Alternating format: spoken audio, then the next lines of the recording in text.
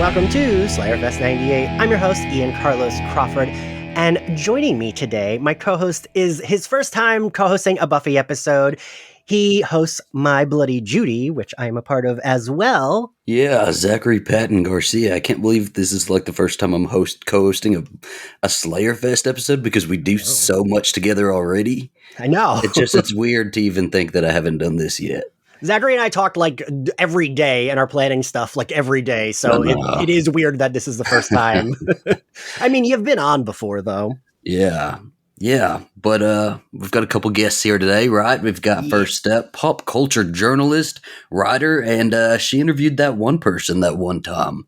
Hello, I'm Angelique Roche. Thank you for the introduction. Hi. And then we've got creator of Passion of the Nerd. Hi, I'm Ian. The other Ian Martin, I guess. This is going to get really confusing. So I've never done something with someone else named Ian. Have you, Ian? I mean, I've known other Ians, right. But no, I've never worked with anyone else. Yeah.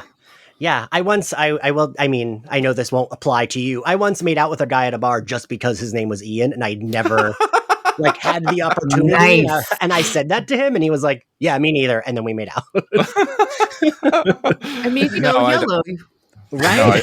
No, I whatever story I could possibly have after that one is not going to be as good, so I'm just going to bail out. So you are both first-time guests. I'm very happy to have you both, as I love the stuff you both put out, as I told you both before this. Ian, would you like to go first with your Buffy origin? Sure. Mine's probably one of the ways many people came by the show. I had a friend in high school who... I'm as old as Buffy is, so I graduated high school the same year Buffy did, and I had a friend in high school who begged me to watch the show, and I embarrassingly thought it sounded like it was not up my alley and didn't. What got me into it was the Avengers. I went and saw the Avengers and was particularly taken by the volume of surprises that occurred in the writing. Okay. It's a bombastic, fun action movie, but if you watch closely, every little bit, there are so many moments that are turned on their head. The one everyone remembers is Loki yelling, "I am a god, you dull creature," at Hulk, and Hulk whipping him across the floor like a toy. And I wanted to see more of that. And my friend who saw it said, "Well, you could look into Firefly, or you could look into Buffy the Vampire Slayer. There's a lot of Buffy, though, so you might want to start with Firefly." And just kind of the time and place I was at, a lot of anything sounded good, and so I started binging Buffy. And around the puppet show, I called my friend and said, what is this? What am I watching? This is so campy and weird. He said, well, stick with it. The end of the first season is really good, and then some stuff happens in the second season. Mm-hmm. And by the library scene in Prophecy Girl was my first hook of, this is really something. And then School Hard had a lot of fun, and then by Surprise and Innocence, I was hooked, and by Becoming, I was an addict. I love that you came so late into it, and you have a channel where you review Buffy episodes. I love that, actually. Yeah, I think I was 32, 33 when Avengers came out. So, yeah. And my friend who begged me to watch the show when we were in high school will not let it go that I didn't listen to him. I was going to ask if you were still friends, and they were like, see? Yeah. He, every opportunity. It's funny. My best friend from high school, who I'm still friends with, she's on the podcast a lot. She always says that the way I got her to watch Buffy was I lied, and I said, it's leaving Netflix, and it wasn't. And she had always been like, yeah, I'll watch eventually. And then I was like, you got to, it's leaving. So she watched all of it, and then it didn't leave for a year or two later. And she always says that's how I tricked her, but then she did really love it. So, it worked out. Angelique, what's your Buffy origin story? My Buffy origin story actually started with the 1992 film. I'm not going to lie to anybody. I am a huge fan of vampires. I am a big, huge fan of the original Buffy movie. Yeah, y'all can all, I'm one of those people. It's fine. And, I grew up reading like Anne Rice and like reading all of these amazing vampire stories. So for me, I actually watched Buffy when it first came out, like actually like appointment watching on the TV, watching Buffy the Vampire Slayer. Cause I was like, oh, wait, I love the movie. I'm going to love the show. And I remember watching it and being like, yeah, this is different, but also I love it. Yeah. So much.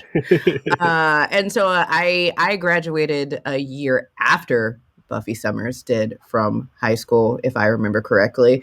So I ended up watching Buffy every week.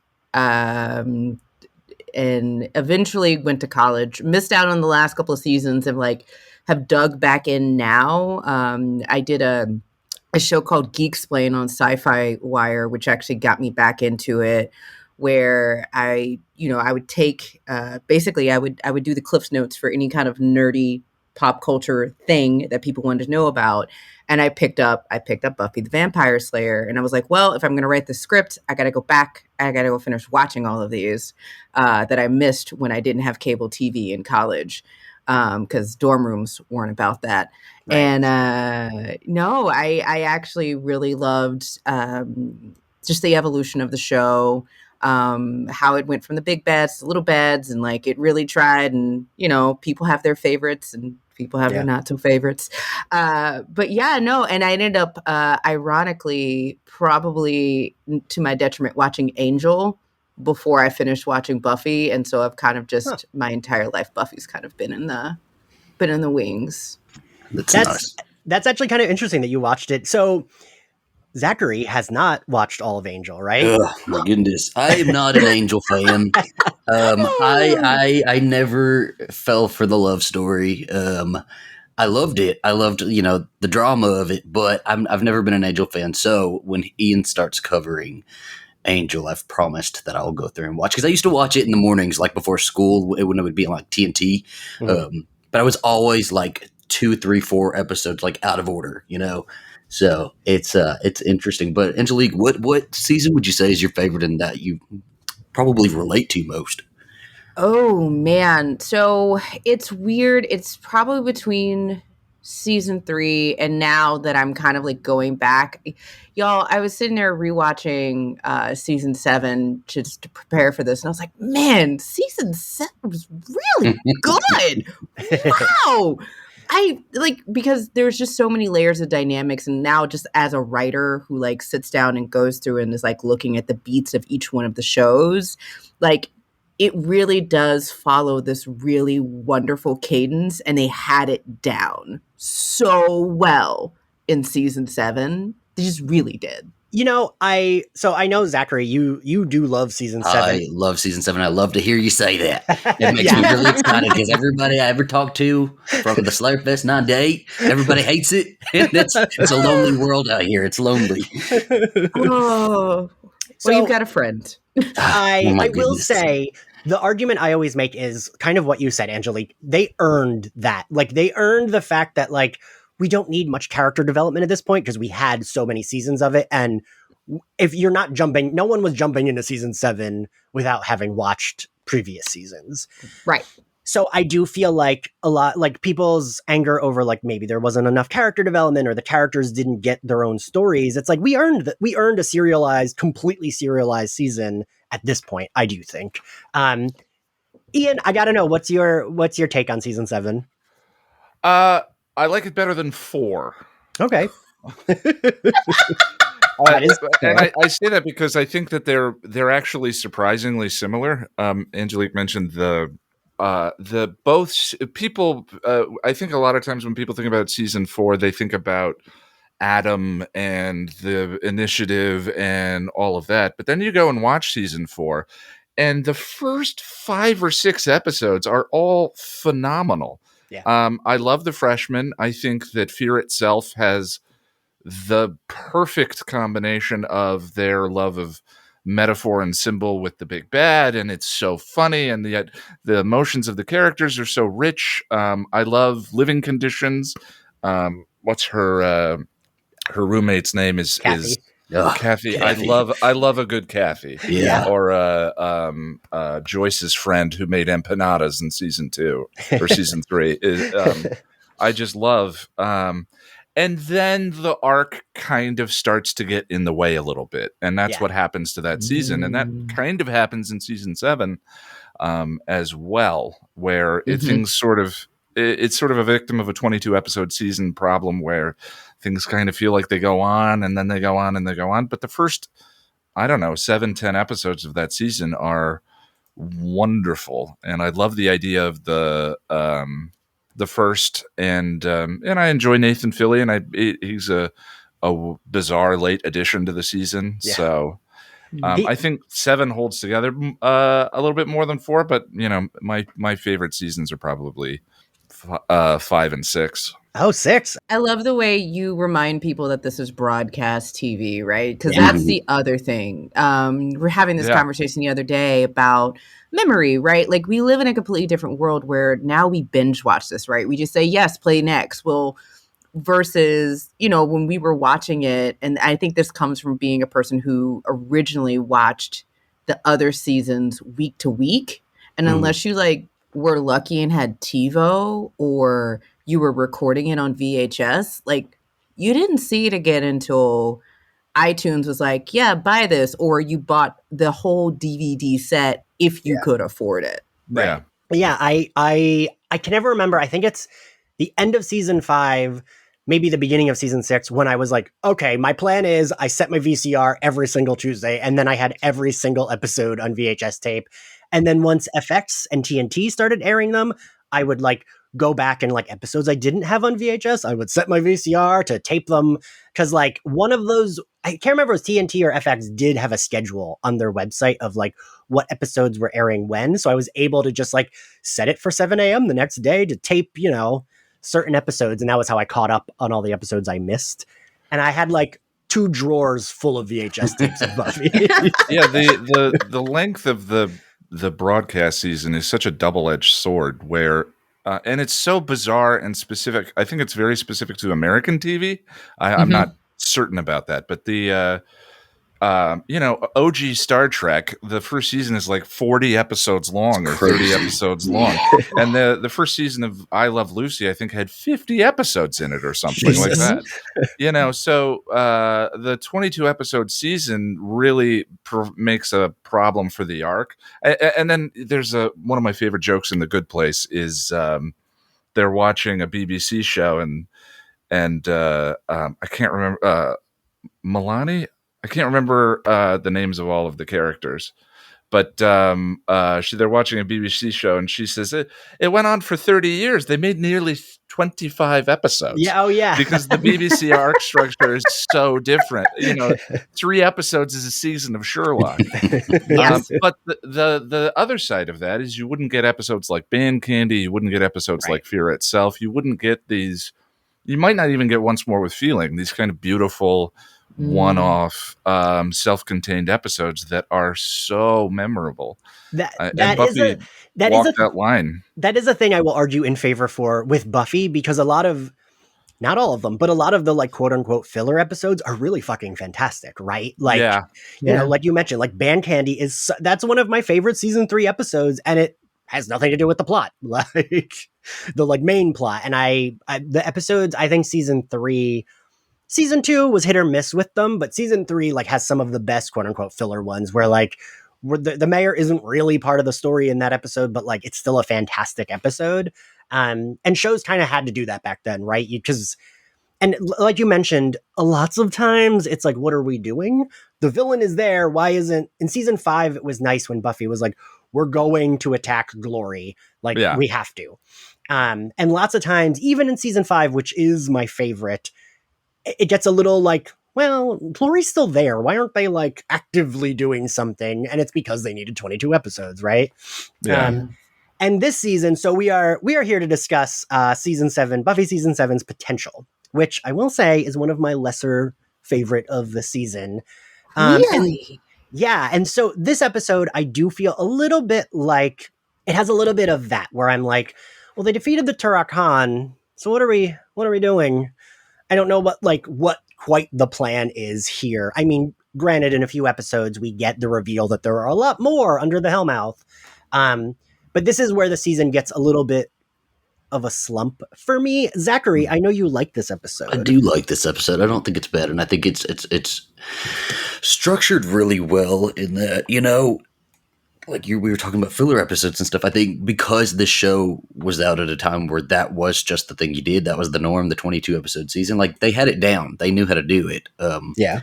Whether, you think it was good or not, I think they had that sort of formula down. And this is one of those where there's a good bit of character development in this one. And like we're seeing, with the potentials we're seeing with Dawn, I think this is a great episode for Dawn, actually, because like so many people shit on Dawn for so long, right? That, it's great to see these little glimpses of her sort of maturing, and she is pretty great in this season. And I think this episode kind of highlights like why she was growing up to be a pretty great person, just all the way around, Yeah. I do always think season 7 does a lot of good Dawn character work. Mm-hmm. Like they definitely were like, okay, let's not have her crying all the time and screaming. We got to like give her more to do. And once they gave her more to do, she was a way better character. Granted, I still defend the screaming and the yelling because I would have been the same way if I were 15 and found out I wasn't real and then my entire family died. But I think they definitely, because this episode plays both, right? We do get a little bit of Dawn, like, she is kind of sad. She is kind of like, well, I'm not important. And then she's like, shit, I might be. Oh, wait, I'm not. But then she's still like, if this had been Dawn in season 5, it would have ended with her screaming and crying going up to her room. But instead, we got like, she kind of was like, all right, I got to deal with this. And I do appreciate that. I don't know. What do you guys feel about Dawn? Angelique, Ian, I'd be curious your thoughts on Dawn. Honestly, one of the things I really like about this episode, and again, I hate to sound repetitive, is Dawn, right? I think the cool thing here is that Dawn, and I say this probably because I am a little sister, whose like sisters are like very smart. Like one of my sisters is a doctor and the other one like works for the FBI. So like I relate to Dawn. And you're like, I feel like it's not just Dawn who shines here, but it's also Xander. So I think you get this 2 minute, this one episode where the two humans who have nothing special about them except for they're related to people who are obscenely special, are, showing their importance in this larger supernatural situation. I agree. I think the structure is really, really great. I love the way they do the split scene with the speech in the back where, they're both fighting vampires at the same time. You get the voiceover from Buffy. That scene's wonderful. I was so shocked watching that. I did not remember that scene. It was so good. And I think one of the things that I think is really hard to reconcile with, so I will say it's not all sunshines and roses, is like, you do have these bunch of girls who all are semi one-dimensional, being motivated and talked to about death the entire time so that they can avoid dying. Which can, but I think besides the really bad Harry Potter and Dragon Ball Z jokes, which I appreciate, I think it was a really good episode. Ian, what are your thoughts on Dawn? I'm definitely a Dawn defender. For our community, I think it's really tough not to pair the two shows against each other, and I really try not to do it. That said, no, I'm not going to. I think Dawn feels very of the first episode that she's in with the ice cream on the face and yada yada yada. I think I remember reading that she was originally conceived as 12. Yeah, and is either 14 or 16 when she's on. Other than a couple of moments where the character catches up to that, she feels very real to me. And her problems to me feel like ones that I can empathize with and identify with, that someone of that age range would be going through.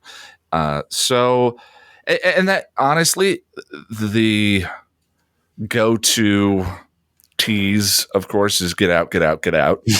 And I'm guilty of using it myself, but it actually does not bother me. And I think I remember being a teenager too and wanting my parents to get the hell out of my own room. So, if anything, there's a bit on the director's commentary in I think it's in Surprise where they're breaking into the military base, and Oz is sitting in the car with Willow, and Willow asks Oz if you want to make out, and Oz delivers this unbelievably sentimental, sweet, romantic, perfect line. In my fantasy, you're kissing me. It's okay. I can wait. He turns her down, but he does so in such a romantic, elegant, beautiful way. And it's the moment where the fandom falls in love with him. Yeah. And the scene was written to do that. Oz was brought on as a potential romantic interest for Willow. The fandom was not really grokking to him, so they decided to write that scene specifically to sort of sell the fandom on Oz. And I think that Dawn maybe needed another couple of those moments where the fandom had more of a reason to see, like, she's not just a source for conflict or a source to irritate Buffy. Like, Buffy is the character through which we're supposed to see the show. And so if Buffy's irritated with Dawn all the time, it follows that we're going to be irritated with Dawn. So I think we could have had a few more moments with Dawn where we were like the end of this episode with her and Xander. But as the more I watch the show, and I watch the show too much, obviously, the more I enjoy the Dawn stories, and she just feels like a nice addition to the series to me. Yeah. I mean, as someone who has also watched Buffy a lot, Zach and we have a horror podcast, My Bloody Judy, and I don't think there's an episode that goes by where we don't bring up oh my goodness, Sarah Michelle Gellar or Buffy. Like, we're always like, and anyway, back to our conversation about why Sarah Michelle Gellar should be more horror. Like, that always ends up being will be like the hill we die on. Yeah, Ian. So, okay, because you were watching as this was airing, and you made it all the way through to season 7 and everything. So, as I was watching it on TV, like, again, as we said kind of before we started recording, is I saw no wrong, right? Like, I really liked Dawn because she was part of the show, and, perfect. But you, as somebody who maybe wasn't, the most thrilled about her coming in season 5, had she grown on you by this point? By potential? Yeah. Well, so I say this sometimes. I remember I did Buffering's live show in Philly, and I got booed for saying this because even when I watched, I would always defend all of the characters from Xander to Riley to Dawn. They were always, even though I was older, I still felt the same way you did, Zach. Like, for me, it was like, I love the show, so I love everyone. Like, there's characters I loved less, but like, there wasn't. For me, it was just like, I love the show, so I don't care. I will say this episode aired on my birthday, and I made all of my friends watch it with me. And I do remember being a little bummed. Like, I was like, oh, because like we went from Showtime to like the winter break, and then this was the first episode back in that year, and being like, oh, even I didn't like that episode. Like, I was like bummed, even though I didn't hate Dawn, I was bummed that it was like a Dawn episode and didn't have like the action that we had gotten in the previous 2 episodes, which were like very action fight heavy. And maybe that's just placement, right? But like Dawn's episodes are usually a little quieter she's like sitting in a quieter room than everybody else is. Just as a character goes. But we kind of open this episode with Buffy and Spike training potentials, right? Yeah. And this is sort of the beginning of them training potentials now. Yeah. Also, I want to point out, I'm impressed. I think this is the longest we've gone before we got into the full episode. I looked at it, I was like, 24 minutes, we gotta go. We were talking about the themes, but I will also say I love that you brought that in, because for those, obviously, you've already talked about the episode before this. I remember watching the end of that episode and going, wait, is that Buffy? Is Buffy really saving Spike? Is Spike really being saved? I don't know what's happening right now. And like, that first moment of this episode, I like excel. I didn't realize I was holding my breath, but I exhaled and was like, oh yeah, no, it's really Spike. and it was really Buffy, and he's really a good person. Yes. Vampire. They kind of portrayed the relationship a little bit more mature in this episode, like all of a sudden, right? Like, Yeah. it's a mature episode or a mature relationship that, like, I guess they just slap on and like, oh, it's always been like this. What are you talking about? I don't. That is one of the joys of this season is you feel the maturity of the relationships. Mm-hmm. Like, first of all, I watch this in a bubble. I can't watch the show for fun. Because I feel think you. I should open up a script and be writing about this. Oh, I have this idea. I should remember to mention this, whatever. So this was the closest that I get to do that. And I'm currently writing about season 5. And so teleporting into the middle of season 7 was kind of fascinating. And specifically I've always kind of seen the where she's checking his ribs and they make the jokes about, so we're supposed to make out with them or whatever, as kind of out of the blue, or like, oh, that's just sort of funny or whatever. But watching it in a bubble, and I'm ignoring the history of the characters and all of that, watching it in a bubble, even I was like, that's kind of that. I feel it. Let me touch your rib spike. They had so much. They had so much chemistry, the two of them. That just that little jokey whatever bit. Like, I don't think they're overplaying it either, which is why the jokes from the potentials always felt a little bit strange. But it really hit me in that one. But the other one, talking about the mature chemistry of the characters, or rather the mature relationships. One of my favorites is Anya and Xander. I actually, Hell's Bells, as torturous as it is, I think feels very real. Xander's carrying the kind of trauma and damage that he would in his life, and being 22 years old or 21 years old, maybe not having worked that out at that point in his life, having a terror of turning into his dad and being abusive and any of that. And it's a painful, tough episode to watch. It's extremely traumatic, but it's sort of leading into season 7, and that scene between he and Anya, sort of having that, breakup sex, for lack of a better term, sort of revisiting the physical side of their relationship, and the two of them realizing it's over in that moment, that it was their opportunity to kind of say goodbye to each other, feels so real and adult and mature for, a show about vampires. And that's definitely one of the joys to me of season 7. So we get the potentials. I kind of like the potentials in this episode because I like that they're just kind of making like shitty comments, and you mentioned the like, so are we supposed to like make out with him? Like, I actually do like them like being jokey about, because while yes, Buffy and Spike, they're both hot, they got the chemistry, and when she's on top of him and just like lifts up his shirt, it's like, okay, yeah, keep going, I'm relaxing. Pause for a second. Right, yeah, pause is my forever. I don't know, I like the potentials as these like almost like the audience or the chorus being like, we see what you're doing here. Like, and even when they go into the crypt later, when they're like smiling at each other, when Buffy's like, comfy, and Kennedy's like, excuse me, when was a crypt ever comfy to you? And then they like look at each other and like smile. I like that shit. I know people like can't stand the potentials. I don't mind them. Sometimes they are annoying. I don't mind them, especially here. They do mention in this that they're like 15 here, right? Yes. So they're almost like reflective of Buffy at that age. Like, we're getting different sort of characteristics of Buffy at that age, because these are 15-year-old girls who were, being told to go fight vampires. Like, do they even really grasp mortality at that point? Probably not, right.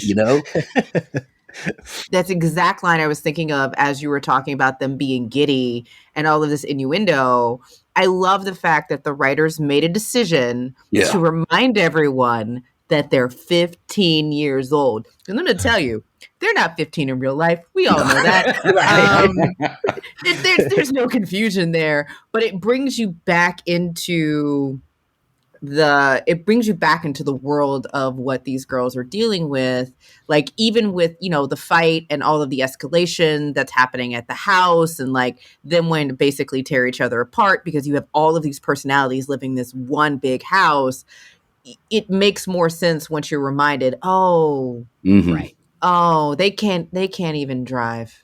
And that goes Yeah. for like all of these characters, right? Like because this is a TV show, right? They do things where, you want to have a wedding in a TV show at one point or something. I'm surprised nobody got pregnant during the TV show, but like they have those like beats of people growing up, but we think about their actual ages in the show. And these were only like the oldest 22-year-old kids, right? Yeah. Like Yeah. Giles was really the only real grown up, and but there was so much weight put on all of these characters' shoulders, and I really I agree with you, Angelique. I really am glad that the writers put in this like very deliberate underlined 15 years old.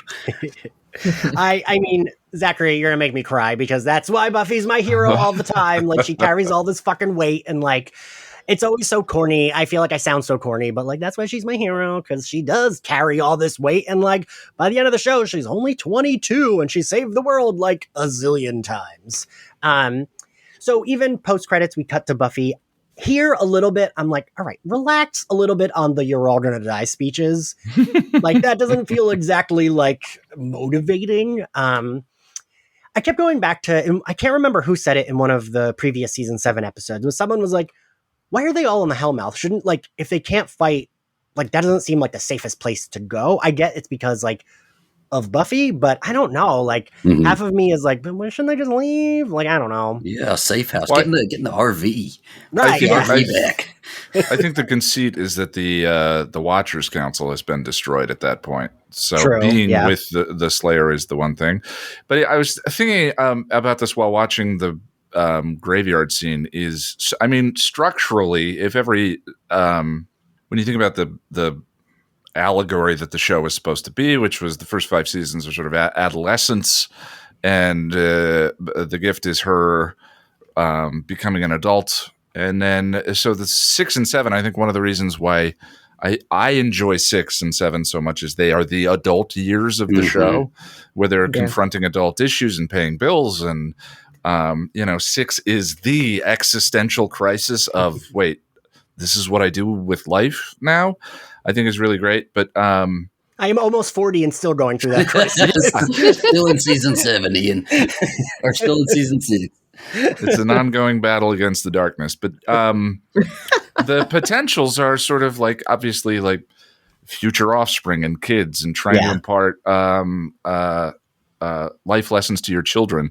And listening to her talk about death in the graveyard scene and all of that, and you're going to die and so forth, I immediately flashed on Prophecy Girl and her in the library saying, Giles, I'm 16 years old.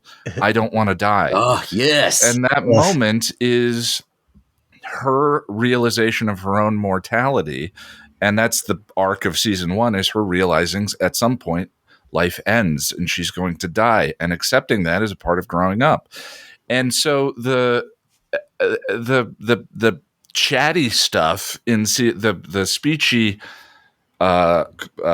existential Captain America speeches that she's giving constantly in season 7 do sort of wear on me, but through the perspective of a parent trying to tell a kid, look, this is what life is like, I think it's really interesting. Yeah, definitely. Because, like, again, 15 years old, they're not thinking of mortality in a realistic way, and they're confronted with all this like mystical stuff. What does mortality even look like through that lens? It's like, oh, well, maybe I'll die, but I can come back, right? Like, you came back.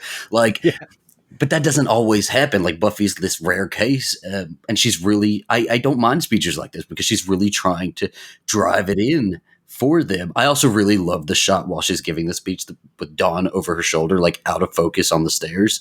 Yeah. It's like, that's the image in my mind for the whole episode. Yeah, and I think that's so intentional, right? Like this idea of at the same time, and this is the way I look at it now. This is clearly not the way I looked at it when I was watching it for the first time. But like, I look at it now and I go, oh, she's giving this speech to 3 different POVs right now. She's giving the speech to the 15-year-olds. She's giving the speech to herself. because she's basically training people who will only become the Slayer if she dies. Mhm. And that speech is indirectly impacting her little sister, who is clinging on to every single word, because later on it's important for later on in the show, right? Like as you all know, like writing, everything has a purpose, and you're like, oh no, I get why Dom was sitting on those stairs now. Makes perfect sense. Cool, Yeah. cool. Yeah, and we even get the when Buffy's. Well, before that, I do gotta point out, I love the I tweeted this recently, and a lot of people were like, "Oh yeah, I like that too." I love the running gag of Buffy always getting the demon name wrong, and when she's like, the Chaka Khan," and Dawn's like, Turakan. I do love that, and I like that we keep going with that from season 1 to season 7. She's still not paying attention, but we even get she leaves the room. She's like, the beat Buffy leaves the basement on is, "You're here because you are the chosen ones. Dawn, you better hurry up and eat something so you're not late for school." Yeah, right. That's the episode, right? And you know what's so interesting also? I really love that they play with this, the sort of trope that of the sibling being in the superstar sibling's shadow. But they kind of flip it where Buffy's not she is a golden child, but in this monster world. But outside of this monster world, even Amanda says it. Everybody thinks she's a violent schizophrenic or something, Right? Yeah. And so it's so weird that Dawn is feeling like this for her sister, who's not even that golden to the rest of the world, Yeah. Yeah. So then we cut to Buffy in her office, which I feel like at this point we hadn't seen for a few episodes. Oh, we gotta remind people that she has a job. That this weird season. Ass counselor, yeah.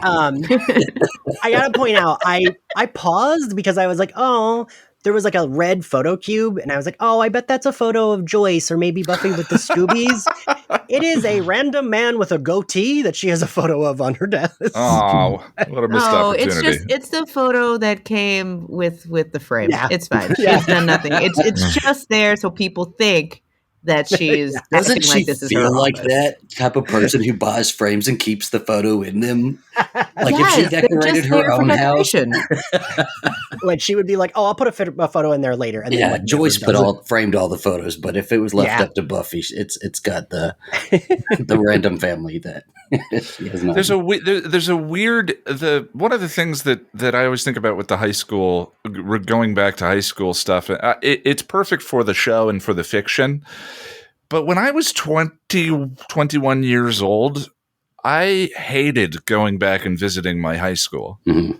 It was deeply unnerving. I felt like I hadn't moved on far enough. I hadn't separated myself quite far enough from that identity. There was no nostalgia for me in returning to high school. And I don't know if I'm unique in that. There certainly is now, decades after that. But at that age that I was kind of at Buffy's, it's funny that her being the school counselor this season, to me, kind of plays with that idea of the way her being a Slayer is also kind of a trap. Her real life is slaying, and this is all sort of, I don't know. I get weird feelings seeing her back at high school,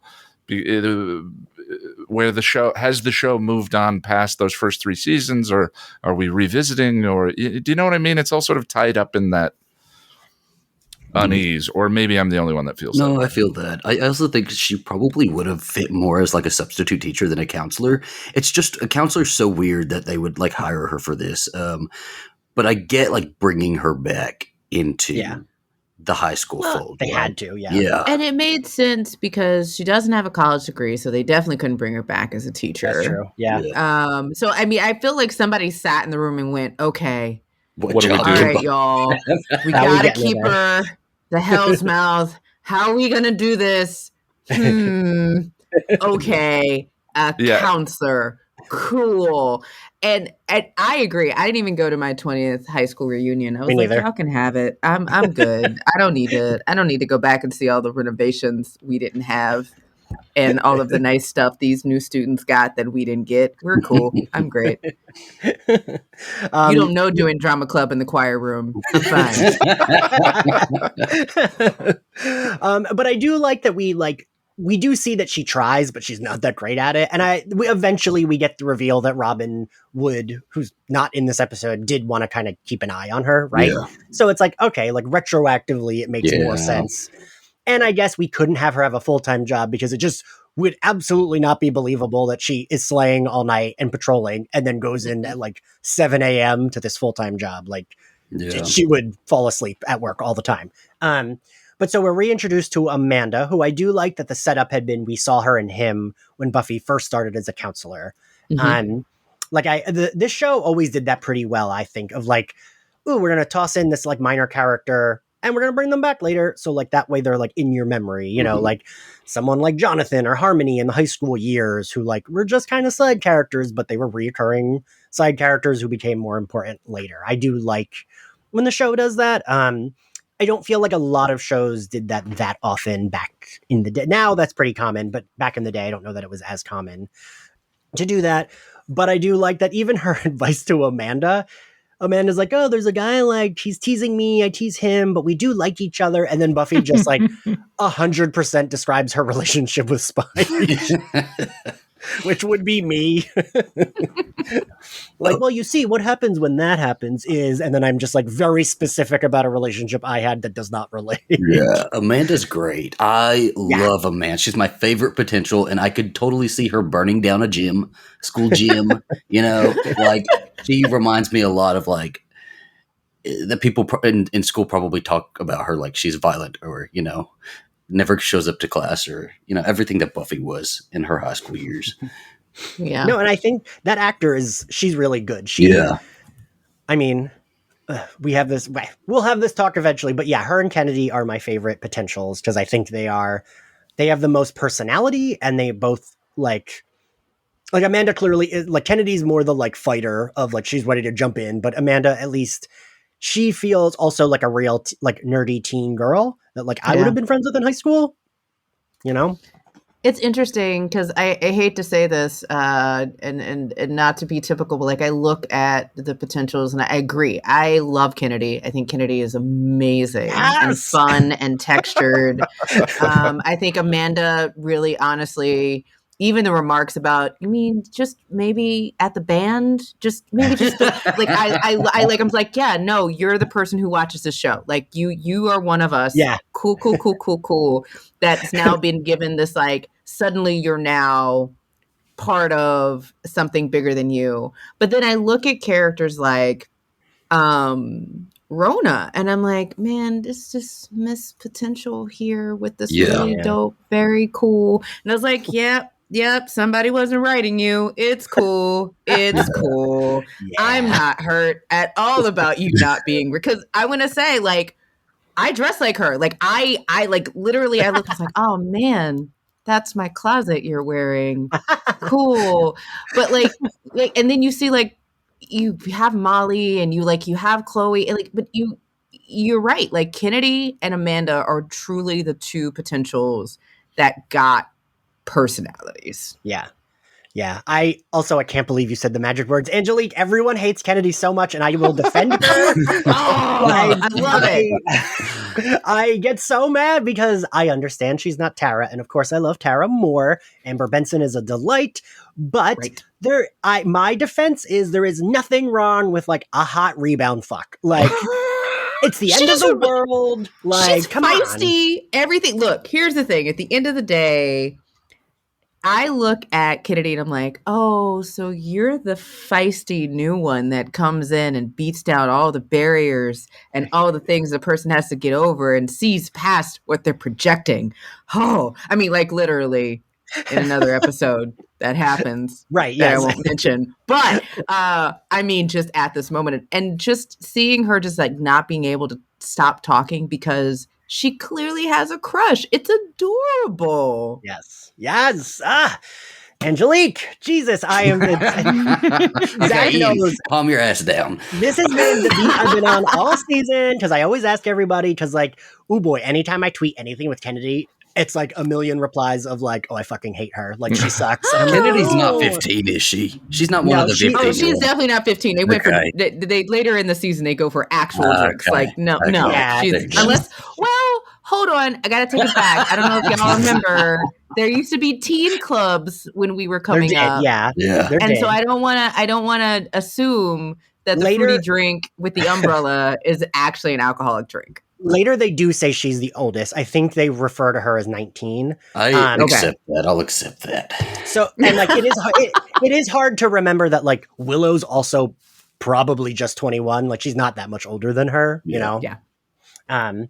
But yeah, so I'll move on. But yes, I'm very happy to hear you say that about Kennedy. I'd date her. What are you talking about? I would totally date Kennedy.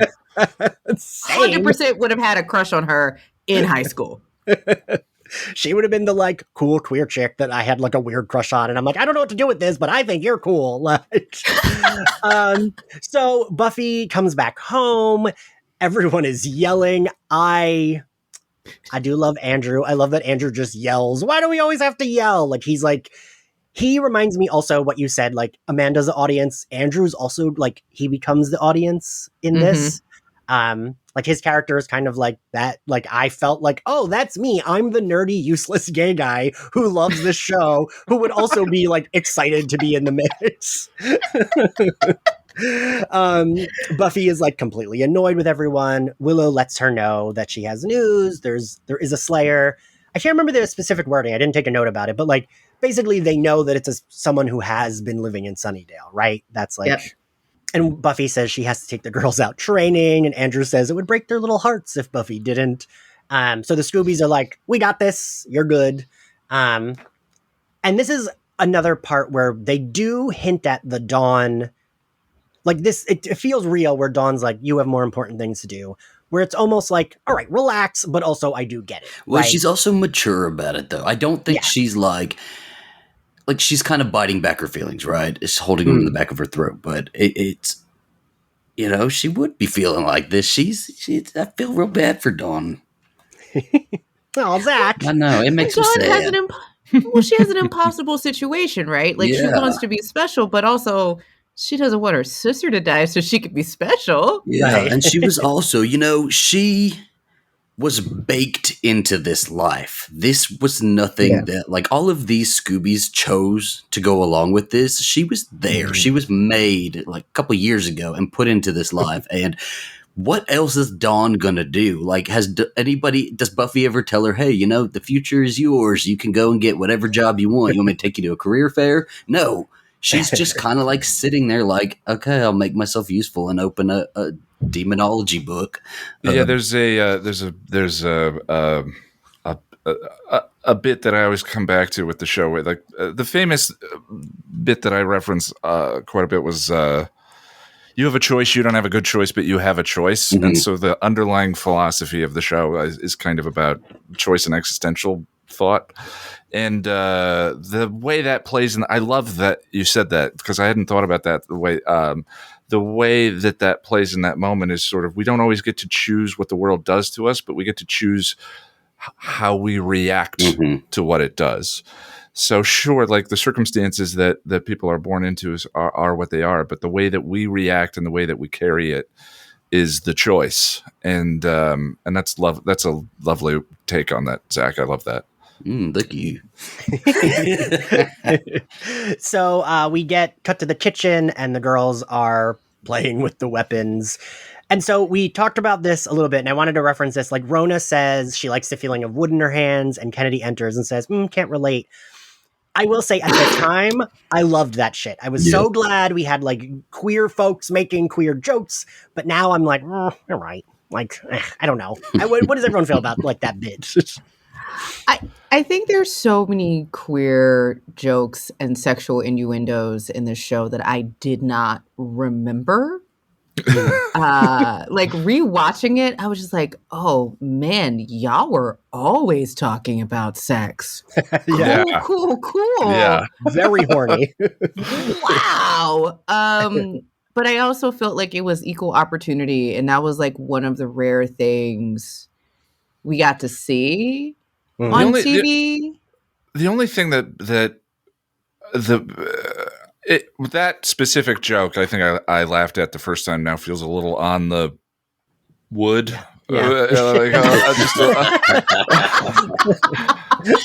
just a bit much. But the only thing I struggle with sometimes is the coding on the show, where Andrew was the villain in the previous season, and they go to the demon bar in this one, and the line is, so it's a demon bar. It's like a gay bar, but with demons. And for all the things the show did really well, they say progressive is a sliding scale. And so sort of now, decades onward, we can look at that and go, oh, okay, well, that feels like a miss now. And it's tough to hold those two thoughts in your hands at the same time and go, yeah, it was progressive and wonderful for its time. And we can look at it now and say, well, we can do better in the future. Yeah. But I don't think one necessarily negates the other as long as you can acknowledge them both, Yeah, I think that's a good point, actually. Yeah, because I just was excited back then to have because right? Like we didn't have shows back then where we could have a few gay characters. We could have more than one, and they could maybe joke about it, and no one was weird or being homophobia didn't play into any of these. There wasn't a character who had to be the homophobic character. We just kept moving, and I did appreciate that, and I can still appreciate that. Like you said, Ian, I can. That felt weird to say. I know, I didn't like it. Saying my own name to say I agree. But yeah, I can appreciate what it was and be like, we can do better. Yeah. Well, I think it's something interesting, and I don't want to bring up the episode because it's a completely different episode. But in the next episode, where Willow and Kennedy go on their date, which I obviously like this scene a lot. There's this one moment she goes, "So how long have you been having sex with girls?" I'm paraphrasing. And I'm like, "Oh, yeah. Oh, okay. Well, that was direct. Whew, all right. Wasn't ready for that on broadcast TV. There are just a lot of times where they hit it on the nose in that way where, again, back then you didn't really think about it. Yeah. But now as an adult, I kind of look back and go, oh, this was not subtle at all. Yes. And you know what? We've had Jana Spenson on, and even she has said we probably would have written a lot of those type of jokes differently. She has said that. And I always say, but it definitely back then was appreciated to have a gay character making gay jokes that weren't they weren't harmful. You know what I mean? It wasn't Mm-hmm. I don't know. Yeah, didn't feel. Still doesn't feel homophobic. It just feels we can do better, but it doesn't feel actively homophobic the way a lot of gay things from back then can feel now. You know what I mean? But so we get Buffy enters with Spike, and I did notice this little moment that I didn't notice before. All of the potentials are ooh, hi, Spike. They all have hearts in their eyes. They're like me if Spike walked into the room. They're me every time I've interviewed James Marsters on this podcast. And I think, Angelique, you mentioned Andrew comes in talking about Dragon Ball Z and so much. Andrew. It's so much. Oh, Andrew and his pop culture references, honestly, give me life. Yeah. People feel very torn about them when we talk about Andrew on this podcast, but I do like them. I think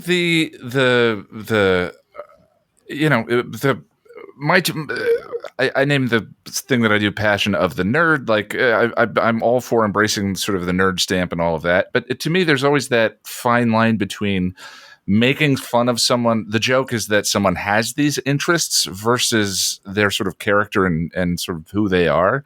Mm-hmm. And one of the things about their early trio stuff is a lot of times the joke feels to me that they are nerds.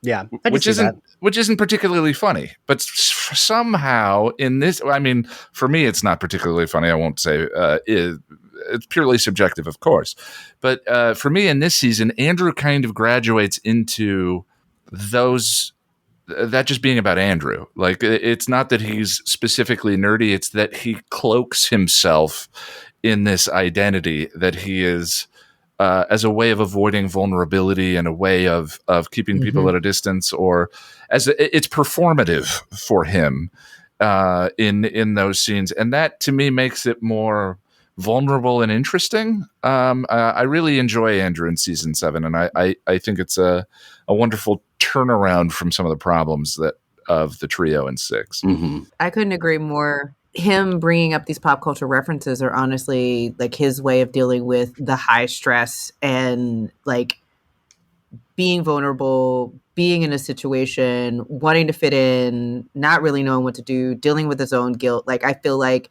it just feels naturally part of a tick or a quirk that he has in his character. Yeah, exactly. Yeah, it's really great. Yeah.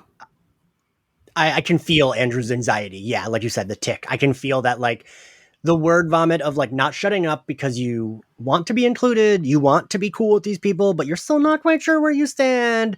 You're not quite sure / you're positive some of them hate you. So, like, you have the nervous word vomit of, like, never shutting up and always wanting to help or be included, and I can relate to that. Yeah, I can identify. Yeah.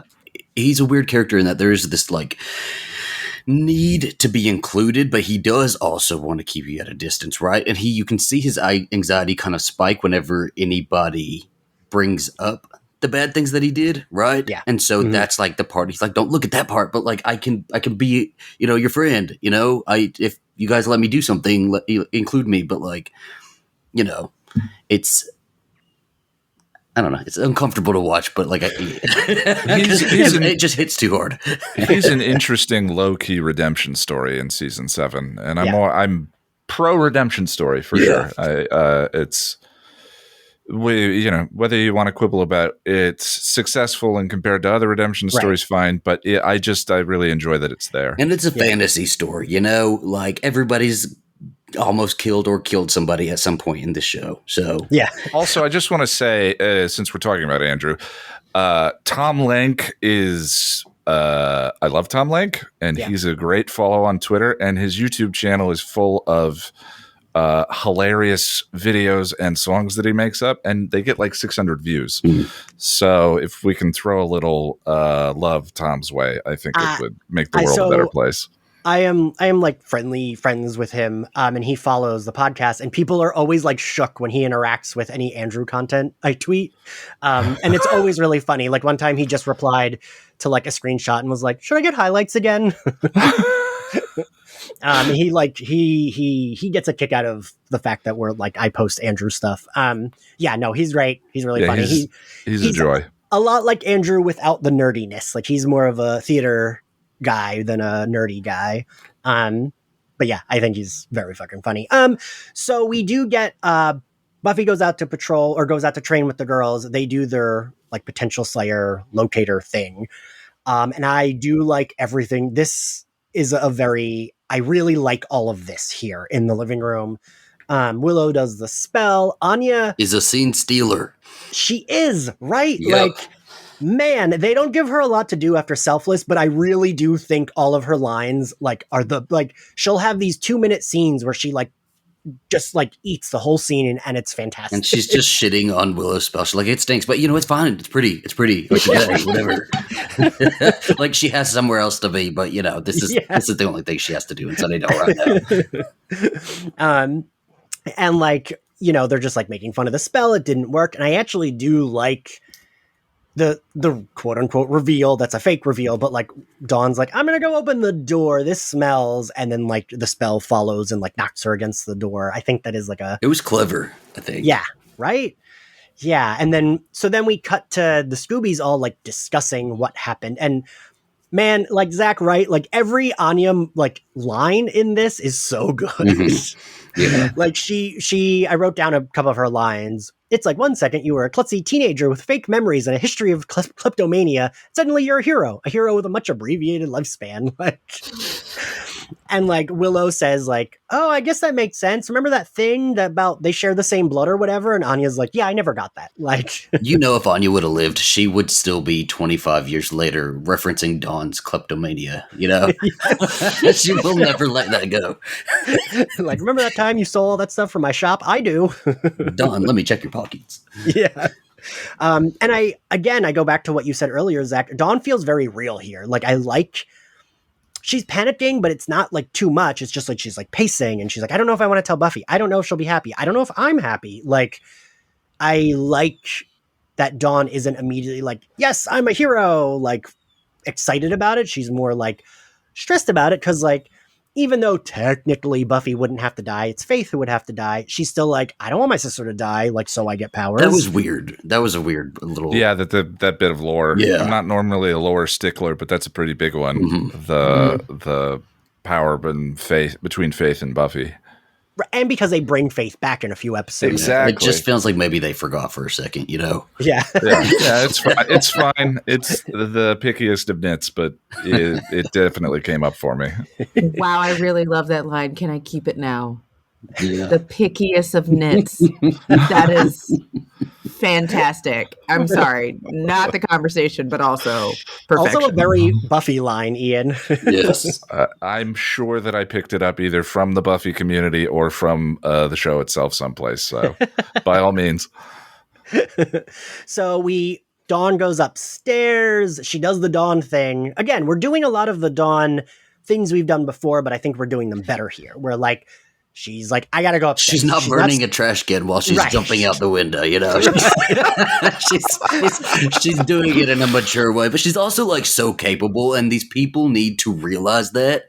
Yes. Because, like, didn't the season start with Buffy training Dawn, and now she's just like, I don't know, go to your room, little girl? Like, what is this? I don't like that Willow isn't, because Willow normally was a lot more fair about Dawn, and Willow's the one that's like, oh, that's why she's hiding in her room. And I was like, Willow, excuse me. Like, there's a couple of little tropey bits there that are just kind of funny to me. Like where the justification for why they happen is because the plot needed them to. Right, yeah. To me, the first one is, should we tell Buffy or not tell Buffy? No, you tell Buffy. Yeah. Right. Yeah, you tell Buffy. If they didn't tell Buffy, if they told Buffy, the episode wouldn't happen. And the other one is, you know, the early seasons, Buffy is the queen of overhearing just amount of information that she shouldn't in order to get the wrong impression and leave. I'm thinking of Dead Man's Party when she hears Joyce talking to Pat about, now that Buffy's back, in some ways it's almost worse. And so she goes upstairs to pack. But this is the bit where Joyce says she is so happy to have her home and she loves her and yada, yada, yada. But Dawn steals that crown. Starting from season 5, she is the queen of being in the right place at the wrong time to hear just enough information to then go out the window for whatever reason. I don't know why they haven't like nailed that window shut by now. You know, because also like she is an adult. She could be like, "Hey, I'm gonna go for a walk." And it's like, you can go out the front door. Yeah, nobody gives a shit anyway when they're leaving her alone all the time. So. But now, we're worried that she snuck out of her window. Right. Yeah, that was the one scene where I was like, okay, so we're just that's what we're gonna do. We're gonna jump through a number of windows in this episode. Yeah. Okay. And the other one was hearing that there's a vampire locked up at school and going to kill it. Just the two of you, and not going and getting the other Scoobies who have, at this point, years worth of slaying experience on their own. Just saying. Screw the other Scoobies. Dawn could take the vampire all on her own. I had full confidence in this decision she made. I'm gonna go and say I fully agree that a lot of things happen just so the plot could move forward in this episode. I also say that saying. Still love the episode. Yeah. Yeah, of course. Absolutely. Absolutely. Everything I ever say comes with the caveat of, it's a lot of fun and I still enjoy myself. Yeah. So who cares? So what? Who cares? So we get Dawn leaves and she runs into Amanda. I do think they do a lot of like cute, like awkward teens. Like they're just like, hey, how are you? Okay, well, I'm going to keep they're like, because they're not like friends. They know each other, but and I feel like that's very high school. I could right? see them being good friends, though. Like, she could replace Janice. We never saw Janice. Or whoever those people whoever were. The hell her friends are, yeah. Yeah. But then what is it? Then we go to the bar scene, which I do like. I will say, I hear your critique of the like. I hear your critique, Ian, and I understand it. But like, I put, it's a gay bar only with demons. I've been to plenty of gay bars in New York that are the same thing. Like, I felt like, yeah, same fucking thing. I do like this scene. I don't know. I love that we get Clem again because we hadn't gotten him all season. It's always nice to see him. And I like him like being like, hey girl, and they like hug. And I wish they would be like neighbors. I love a Clem and Buffy friendship. Yes. And I liked that because the one thing Angel, I do think did a little better. Ian and Angelique, I don't know if you'll agree with me. I think they did a little bit better of showing the gray area of like, no, there are demons that are just like chill and want to eat snacks and watch TV and not murdering people. And Buffy didn't always do that so well, but with Clem, they did start to. I 100% agree. And I think that's the reason why I got pulled into Angel so quickly. It's because there was a lot of gray area, which gave it a lot of texture and made it a lot of fun to watch. Right? Yeah. Yeah. Yeah, Buffy's a lot more about. I mean, it's kind of a difference in their characters. Buffy's a paragon, has done no wrong, so forth. And Angel is a redemption story, has done darkness and evil in his past, and so you want to have a lot of stories that kind of reflect that journey on either side of things. But still, you had Whistler in Becoming Part 1 and all the way back in season 2 said. Demon. I mean, I'm not a bad guy. You know, they introduced the concept of demons on both sides of the fight all the way back in that season. So a little bit more with the ambiguity would have been nice for sure. Yeah. Yeah. So also I wanted to point out so Buffy like has that cute where she like whispers to Clem and he does the Beetlejuice thing. When we see all the potentials reacting, Kennedy is the only one who is not really pressed. She's just kind of like, ew. I didn't notice that. The rest of them are. I made sure to look because, you know, I got to stay on the beat of defending Kennedy. She's the only one that she looks and just like, looks like she's like, ew, that's gross. All the rest of them are like covering their mouths or their faces in terror. And she's just like, whatever. I actually would have loved if they stayed longer in this demon bar because I don't know. I like that kind of shit. And, you know, I think of like in Angel when they go to Lauren's bar, like I always liked that. And I got to point out, Chloe is missing from this episode. Yeah. I kept thinking, wait, weren't there more potentials in the previous episode? Okay. And then I looked and yeah, Chloe, the one who ends up dying in a few episodes, she's not in this episode and it's just like not mentioned, which is weird because she's in the next one. So yeah, so we then get, what is it? So Dawn takes her. Where the hell am I, Zach? So Dawn. I'm just glad that you brought that up, though. By the way, sorry to jump in. I was like, I'm glad you brought that up because I was like, there seems to be one missing. Cool, right? There, yeah, yeah. Dawn is going with Amanda, and they are now in the high school. So they're looking for this vampire that Amanda locked in a classroom, but the door's open. The vampire didn't get out. Like it's just a trap, I guess, because the vampire's right above. And then, it's Dawn and Amanda versus the vampire. While we're kind of intercutting with Buffy taking the potentials to this crypt, right? Right. Yes. And so we get like Buffy. They find a body. It's like they find the body, but we see that. Or no, not yet. Wait. Okay. They do find the body, yes. Dawn and Amanda walked into that classroom first, and we see the vampire like kind of like holding himself up by the ceiling.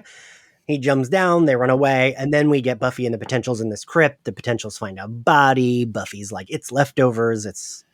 He's a vampire now.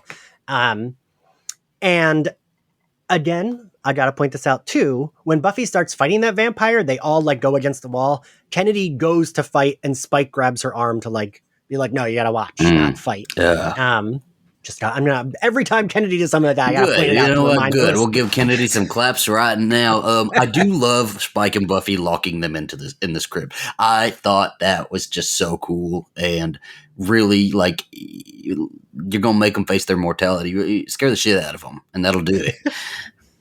I kept thinking, but like, what if one of them did die? But I guess whoops. Buffy... I mean, she told you was gonna die. I was just like, this feels unethical, but also I get it. Like, because they do beat I mean, it's like 4 of them. They do beat the vampire. All the while, Dawn is like you mentioned earlier, Angelique, this wonderful moment of Buffy doing the, speaking. She did a lot of speaking in this season. She's speaking, and we see Dawn, doing everything she's saying. She's good at thinking and knowing her surroundings and her environment, and like Dawn's got this. She's got it.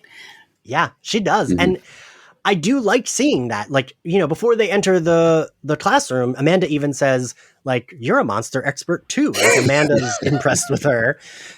I wanted to know everyone's thoughts on, so when the vampire, Dawn is throwing things. I love that, like, we just assume one of those things was like acid that was sitting in this like black science lab in a high school, because she throws it and it, like, burns him a little bit. As she slips, she's like, Amanda, help. And Amanda says, I can't. She's too scared. I get a little like about that. Like, not writing wise, because I get that that's realistic, but I don't know. How that piss anyone off? Because I didn't love that. Pissed me off. I'm gonna be real. It's like, you convinced this girl to come into a high school with you where some random biker vampire is now attacking her in their science lab, where they probably, did baking soda volcanoes when they were, earlier in the year, and you're just gonna crouch in the okay, cool, but you brought her here though. Amanda, we didn't forget, Amanda, that you smashed a boy's face into the pavement on your, our first introduction to you. You have some fight in you, so this didn't really make sense to me. I think I'm projecting my own context onto that. It very much reminds me of the scene in Saving Private Ryan where Upham freezes on the stairs in the climax of the episode. If I'm the only one who, I don't know if we've all seen it, but there's a scene during the major battle at the end where Upham, one of the soldiers, it freezes on the steps while another soldier is fighting a German in the room up top, and he cannot bring himself. Cannot bring himself to move and get up there and save his buddy. And just that reality of the battle terror and the fear and all of that, it works. That little bit of it worked fine for me. All right, that's fair. Yeah, I mean, again, like, I don't think it's not bad writing, because it does track that 15-year-old might be too scared to fight a literal monster, but and I do like that, like, the specific thing Buffy says is it takes just one vampire to kill you, literally, as like Dawn is fighting this one vampire. And I don't think we've really seen, right, Zach? I don't think, like, up until this point we hadn't really seen Dawn by herself fighting. Yeah, I guess not. I mean, she did stake that vampire on Halloween, right? But Buffy was there at that time, right? Yeah. Like, fighting in the background. Yeah. So, like, then we get the moment of, like, Buffy being like, the thing you think you have, like, you always think you have me, and then she just drops the stake and shuts the door. Then we get this quick cut to the Summers house, and again, Anya's stealing the whole scene, because Anya's like, should I kick the door down? It'd be funny. Besides, she's been sulking in there for hours. Like, I love... Like, Anya has probably babysat Dawn the most. Yeah. And she's the one who's always, like, completely over her shit immediately. And you can always tell when Anya is just so bored.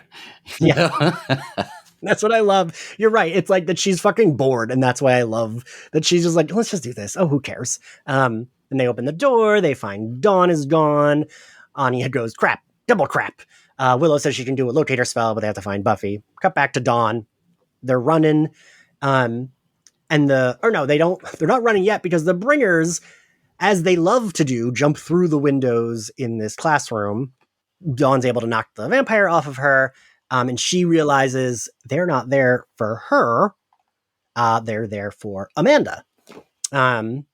Which kind of is like Dawn realizes either the spell was wrong, or she just realizes that she is not a potential, right? I think she, at that point, realizes that she's not. She uses the burner to, like, create a big flame. They get out. And, someone said earlier at the top of the episode that Dawn does pass the crown without freaking out, without being upset. It's just like, she's like, you thought I was special. You are special. You need to have this fight. What did we all think about that moment? Did we like it? I didn't like it. You didn't? I didn't like it. I didn't like it at all. And not for a reason where people be like, "Oh, I get it." I didn't like it because I was like, I love the fact that she did it. I love the fact that she was like being supportive, and everybody gets in this knockdown, drag out fight in the middle of a high school hallway. Because where else would you have a knockdown, drag out fight against vampires? I felt like it just felt so much like a concession speech. All right. Like she ended up being the winner up again, which leads you to the end. Like it gets you to the resolution to the end of the episode, which is fine. But like in that moment, I was just like, I feel so bad for you, and I get what you're doing, but you also gave it up so easily. It's a weird area where the symbols or the subtext kind of seem to override the actual fiction. By that I mean, Xander and the rest of the Scoobies, say pre-Magic Willow, were fighting the undead and the supernatural for years. Like the fact that she's not a potential doesn't mean this isn't still her fight. That she isn't still in the fight with them. And on the other hand, like Buffy had a watcher. She had a watcher in. I mean, the movie is hinted at in the first season, right. And then she had Giles, and she had a trainer, and so forth. Just being, and she was the Slayer, let alone being a potential. So it gets a little muddled and confusing for me. Where like from the fiction standpoint, I don't see a reason why Dawn needs to pass the crown of anything. I get that it's the metaphor of it, that she's passing power or acknowledging the power of someone else and so forth. On the other hand, the potential herself has no training. Yeah. And Dawn does. Dawn's been trained by Buffy since the start of the season. So it just gets a little confused. It had been a really nice way for them to do it if instead of her just giving her this stick and saying, you go fight the bad guys, do this with me. You can do this with me. We can take this guy down. Here, I can teach you what I know, and we can do this, right? Like Dawn she's capable of being a teacher if she's not a potential. Like she knows, she has knowledge, She can pass that knowledge along rather than just like a crown. That's a good point. If anything, the whole point of the season and like Buffy passing power to the rest of the potentials, are you ready to be strong? And sort of her being cast out in empty places for whatever you think of that scene. The purpose of it is sort of her captaining, her being taking control and power is inappropriate. They are a team. They are together. They are a group. They are the Scoobies. They fight as one. In at the end of season 4, they became parts of Buffy to beat Adam. Everyone has different abilities, different powers, so forth. But it's just a very strange moment to me that doesn't quite play. You all make fair points. You do. So then Buffy and Spike and the Scoobies arrive. They kind of help. Amanda does slay the vampire, and she does give this like very silly speech where she's like, if you're into the drugs, that's not my deal. I'm like, but then we cut to the Summers house and we get the potentials excitedly recapping their fights. Again, I would be so mad if I were Dawn and I was listening to the story, hearing Amanda be like, and I just knew to do this. I'd be like, motherfucker, I told you to do it. I know. Where is my credit? Where is my credit? Like, if they should have had like Dawn be like a little petty with Amanda for the rest of the season, because I know I would have been. I would have been like, no, she would have died in that scene by that vampire if I hadn't been there. So who broke the flagpole? Because I don't think it was Amanda. Who was cowering in the corner and saying she couldn't help me with that vampire? Tell that part of the story, Amanda. Don't leave things out. Major details, right?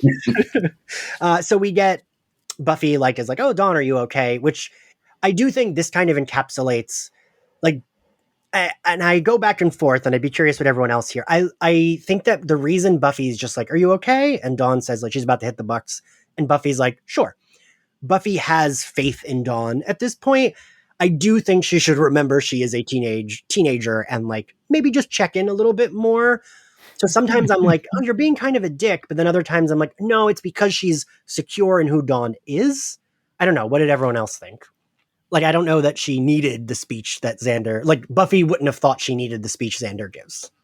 No, I don't necessarily have a problem with it. The strange thing about this season, I mean, I think we've kind of danced around like one of the struggles of the season is that there are a lot of characters to the point where some of them are relegated to a nationality or an ethnicity or whatever. Like they are that character. The Scottish character is wearing plaid and speaking in a Scottish accent that I don't know if it's a bad Scottish accent or I've heard so many Scottish accents that I can't pick out a good one anymore. No, it's terrible. It's terrible and inconsistent. And I just want to chime in and say, no, you're right. It's bad.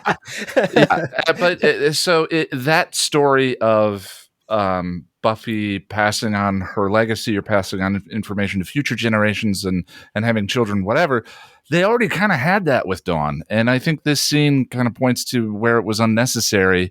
I think what you're feeling is they come out of grave in season 6 and Buffy says, I don't want to save you from the world. I want to show it to you, which is a powerful line because she's talking about sharing her information about the world, sharing her power, so forth. And then with the potential story, that kind of gets curtailed. And that scene is Buffy kind of going, yeah, cool. And Xander gets that moment instead of Buffy to sort of notice and acknowledge what Dawn did. Because I was definitely trying to think of how I mean, Zach and I do this a lot with My Bloody Judy, like how we would rewrite it. Like if we could do the rewrite. And I was like, I feel like I would want Buffy to deliver a speech to Dawn about like how important Dawn is, even though she's not the like superhero character, but also it does make more sense that Xander would deliver it because he's the like quote unquote normal one who doesn't have any superpowers. I don't know. Zach, what did you think? I do think that nothing is perfect in life. And I think that as much as they are sisters and love each other and do have this closeness, Buffy is still very disconnected from Dawn. And I don't think that ever really went away. I think there was always still a little bit of disconnect there. And I think this is like one of those examples is that Buffy also has like a short attention span, right? So she trained Dawn, in the first episode, but then, she has other things to worry about now. And I think I agree with you that she doesn't feel like she needs to worry about Dawn, even though like it would have been really helpful for Dawn to have gotten an encouraging word from Buffy or something. But there is still that little bit of disconnect that Buffy doesn't really pick up on that ever, She doesn't really pick up that Dawn does kind of need, a little bit of encouragement. Yeah. Angelique, give me your thoughts on this too. Oh, this speechifying that Xander did. We kind of talked about this idea, and I say this as someone who wrote down in my notes as I was going through this episode to talk about it. Coach Buffy. All right, cool. But there's this moment where Xander has this opportunity to grow up a little bit, like that. We've kind of talked about this idea that we're getting more adults out of the Scoobies and out of Buffy and dealing more adult problems and more adult processing, like even in the relationship with Spike and Buffy. And I think Xander, besides terribly needing a date throughout this entire season, that poor man. Hey, he gets a Leah later, or not a look. Ashanti, yes, Ashanti, yes. I was like, wow, okay, word. Talk about guest stars. Yeah. And I think at this moment, he does what Buffy's character probably wouldn't do, right? And he comes from a perspective that I don't think no other of the characters could say what Xander could say, because Xander's, not to downplay it, Xander's human, right? But, he's a guy who's had to battle between constantly putting his life at risk, but not having any superpowers, not being able to transform into anything, not being able to cast a spell, not being able to summon anything. And he sees the look on her face in a way where, while everybody else is preoccupied with, keeping people alive, he's like, yeah, but don't downplay how important you are. Yeah. To the larger scheme. Because I think that's one of the underlying themes of the show that I really love. And it's kind of been touched on in little ways throughout this entire conversation is this idea that, Buffy's dope. And Buffy can do a lot of stuff and have strength and speed and flip over things and jump into cement, Everything. everything. She literally can do everything without breaking things. But Buffy is so interesting and textured, and I think beloved by so many is because it's not just Buffy. It's her friends. It is Xander and Willow and Anya and Dawn, or even the potentials, right? And in this case, in this season, Spike. She wouldn't still be here. And it's not just Giles, it's everyone else who are kind of part of the ecosystem, part of the Scoobies, part of the team that make it kind of work. And so for Xander just to kind of remind her, your role in this is just as important. It's kind of essential. Yeah, it is. It is. And, Xander has had his fair share of moments and episodes that also tackle his own feelings of, inadequacy in this group, right? Mm-hmm. Yeah, he's kind of speaking from the Zeppo in that that's the one I always specifically think of that was his episode to grapple with his unimportance and that that's not actually tied to your specialness isn't tied to any particular physical characteristic or magical characteristic or any of that, but to your heart, which is his symbolic position on the show anyway.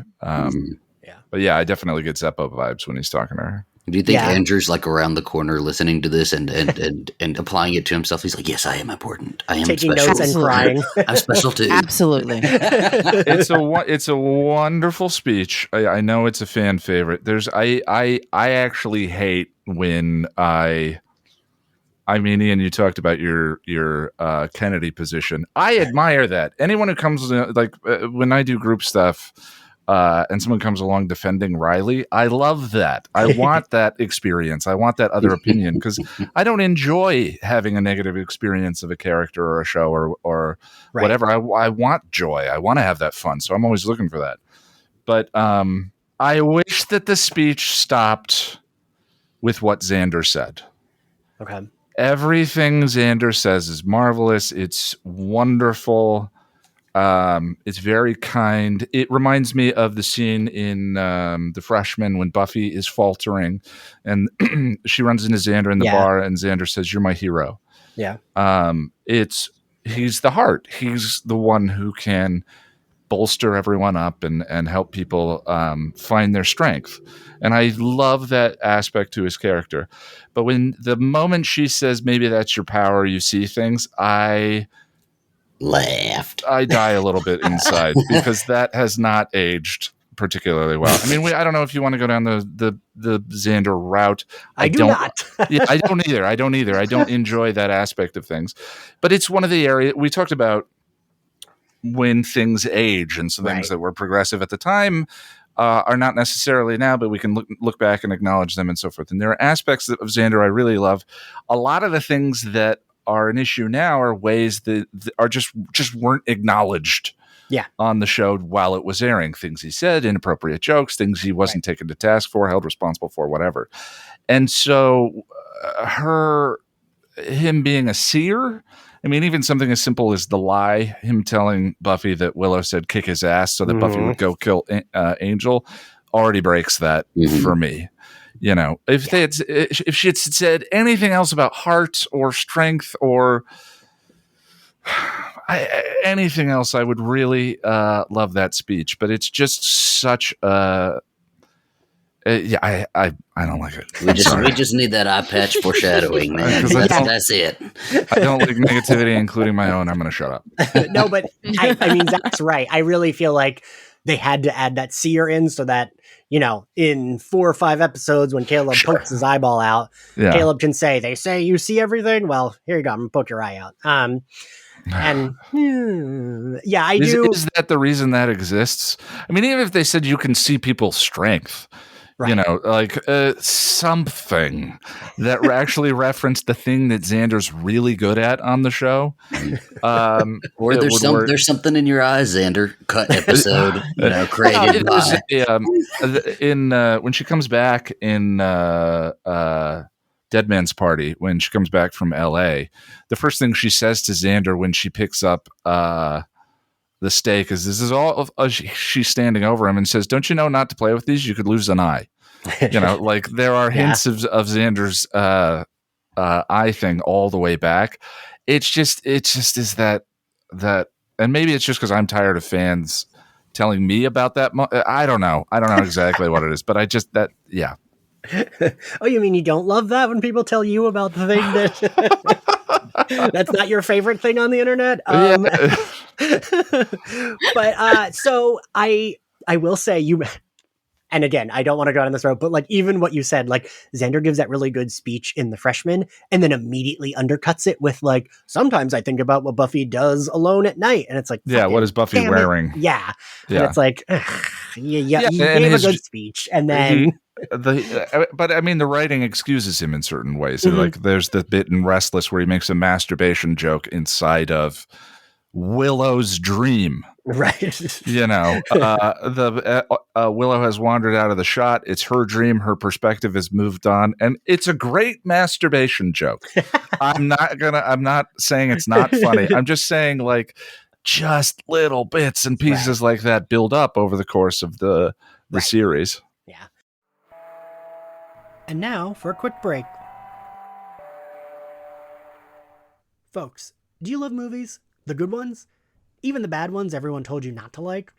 It sounds like Super Yaki is the place for you. The team at Super Yaki loves movies. So much so they've dedicated every waking moment of their life to bringing you top quality merchandise to showcase your love for them. From super soft t-shirts celebrating the 20th anniversary of the cinematic masterpiece Josie and the Pussycats, to comfy sweatshirts made for the brave members of the Movies by Yourself Club. They even have pins of some of your favorite directors, like Sofia Coppola and Jordan Peele. Super Yaki joyously brings you tangible love letters to movies and filmmakers that you can wear with pride.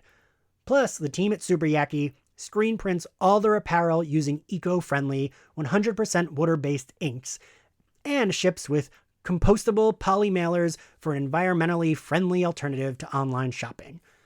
And as a special gift to you, listeners can save 10% on their order with the code SUPERSlayerFest, all caps, no spaces, at checkout.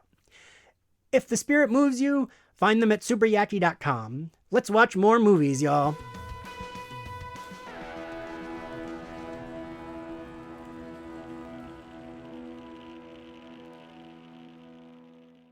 And now for a fashion roundup of potential, we have season 7 costume designer Matt Van Dyne. Hello, Matt. Hey. How you doing? I'm good. How are you? I'm all right. So what do you got for us for potential? Well, potential. Again, here we are. All of these people. I just have a big note across the top of my yellow legal pad. As I'm watching the show, I went, whoa, big episode, which it is. I mean, it's like all of these characters. I mean, there are so many people in the cast that it's it's pretty large. And again, I know I've talked about them before, the stunt people, a lot of, consideration for that with, the potentials. So, but what the certain little things that stood out for me is, I noticed like with Rona, I thought, well, now where did her clothing come from? And I have a couple of notes that, took me back to a store on Melrose Boulevard that was called Booth. I don't even remember the store, but some of her tops came from there. And then a store that is still in business, which I've used so many times over the years for so many different things, is California Surplus Mart, which is in Hollywood. It's an old establishment on the corner of Santa Monica and Vine. All right. And it's actually near Paramount Studios more than anything. It's not even near where we were shooting Buffy over in Santa Monica. But they have, like Carhartt jackets and a lot of Dickies pants and things like that, bib overalls. That's where we got a lot of her wardrobe for Rona, the one potential. Okay. And I have a note that says 2 bib overalls, $52.98 each. So that we bought those at California Surplus Mart. And then, just to show you the dichotomy, the bringers, the people that would come in, and wreak havoc. And no eyes. Yes. Well, I thought this was just made me laugh. The gloves, leather tan gloves for the bringers, they came from Barney's, which is no longer in business, but Barney's is a pretty upscale store, or was. Yeah. And those gloves were $95 a piece, or $95 Holy a pair. Shit. Yeah. But I guess we couldn't find black leather gloves anyplace else. or tan leather gloves, excuse me. And, but yeah, I just thought, well, that's a funny note. And, and then I love that they were fashionable. Yeah, but from the same store, we bought Spike black leather pants. They were the in-house brand Co-op, and they were from Barney's, and they were $195. And Buffy, we bought her some 7 jeans. She liked 7 jeans. I do remember that. But then I'm looking at the price of the jeans, and I'm thinking, well, now today that's not really as expensive. But back then it was $95 for a pair of jeans, so. Yeah. But that was interesting. And then also a little black top for her from Saks that was $110, but we had multiples of those. That was a Joie. She loved that brand. Mm. And Vince, we had a black top, multiples of those. Again, back to those stunt people, three different extra multiple tops, for the stunt work. And let's see, for now, Terry, I think about this time, Terry really is transitioning out. I know her credit is on that show, and it should be because a lot of the wardrobe. But I was I'm fairly certain I was doing most of it by that time, most of the show, because as I said, she was leaving. So, but I noticed that we did have a couple pair of Ugg boots, which Terry loved to buy footwear. So these were for Anya and Willow, and they were, it looks like the same boot. I'm not sure. Maybe these were just for comfort, for in between scenes. I imagine they were, because we wouldn't normally buy the same boot or the same footwear for the 2 different characters, and they were $164 a piece. But that was just to make the actors comfortable in between, something comfortable that they could wear. And then I noticed, which I love the character Vi. Felicia Day. What a joy she was. She just had a look that I just loved to play with, and I think that look was kind of established early on, the multiple colors and rainbow kind of thing, and all of that. And I have like her Dickie pants. We bought those from Macy's, actually, her Dickies. We didn't get those, probably because of color or whatever. They came from Macy's rather than California Surplus, and they were $38. And we also got Rona, her blue and yellow jacket at Macy's for $14.99. I mean, what a I don't know what brand that was, but it didn't cost much, that's for sure. And then, one of the things that stood out in that episode to me was the potential Molly and her pink furry jacket. And that brought back memories. When I saw that, I thought, oh yeah, I remember that. And I did find it in my notes, and we purchased doubles of it, but it was from a store called Rampage. I don't even know if they're in business anymore. but it was $88 from Rampage.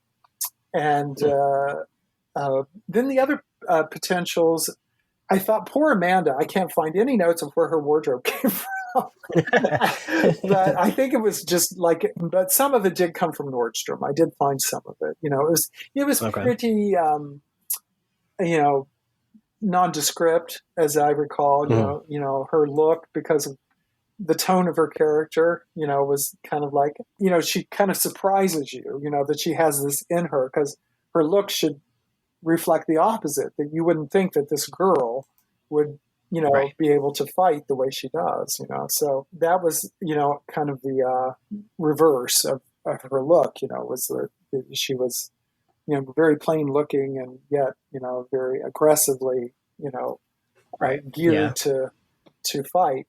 And then I noticed Michelle Trachtenberg, Dawn's jacket, and I thought, "Ooh, I'm so glad! I love that jacket." Yes, tell me about it. I know where that came from. I can tell you that.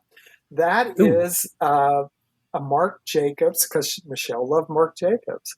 Oh yes, and it had that detail on it, the shoulders, and it came from Nordstrom's, and we bought 2 of those, and they were $288 a piece. That's where that came from. Yes. I was thinking I would wear that jacket now. Yeah, right. I know. Yes, absolutely. But yeah, Marc Jacobs, what a very talented designer. And I'm thinking back, this is just something, kind of a side note about Marc Jacobs. And I don't think I've ever mentioned it before, but I have a history with Marc Jacobs. And my history is, in the beginning of my career, I did the television show Entertainment Tonight for 10 years almost. And I established a lot of the wardrobe supplied to the show for the host.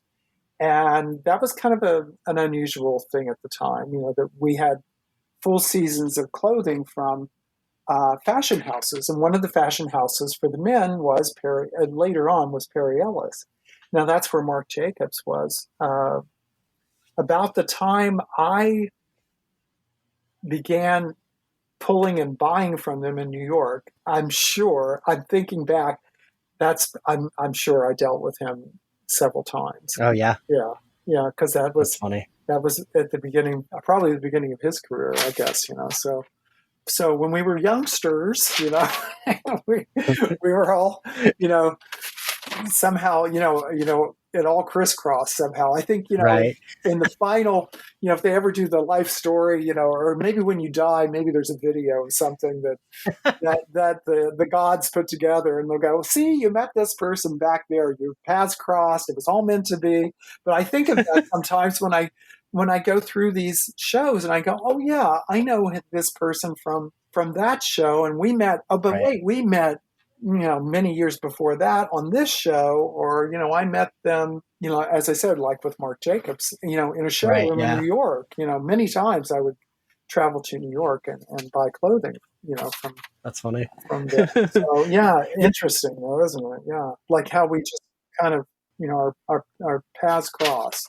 They really do. When I worked at the Museum of Sex, he once came in and bought a bunch of they had a lot of like jokey sex stuff. Oh yeah. Right? Okay. In the museum gift shop. And he came in and we had these towels that just said cum rag on them, and he bought all the ones we had in stock.